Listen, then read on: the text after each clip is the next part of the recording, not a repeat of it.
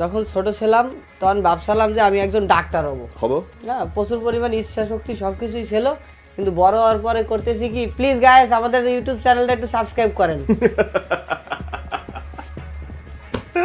Doctor আর হলো না। Doctor আর হইলাম না আমিও। আমি চিন্তা করছিলাম ডাক্তার, ইঞ্জিনিয়ার, পুলিশ কিছু একটা হবো। এখন কইতে হয় প্লিজ গাইস। থাকলেও আমরা পারতাম না আসলে। বাসায় মাঝে মধ্যে ফ্যামিলির মানুষজন বিয়ের কথা কয় যে তোর জন্য মেয়ে দেখেছি, বিয়ে শাদী করাবো, তখন ভিতর থেকে না চাইলেও জোর করে হইলেও তাদের সাথে এমন সিন ক্রিয়েট করতে হয় যেন আমি অন্য কোথাও মেয়ে ঠিক করে রাখছি, কেন? সাথে মনে করে যে পোলাটা ভদ্র অন্তত। কিন্তু ছেলের তো এক পায়ে খাড়া হয়ে যে বিয়ের কথা শুনে, এটা তো মেয়েরা নাকামি করে, তাই না?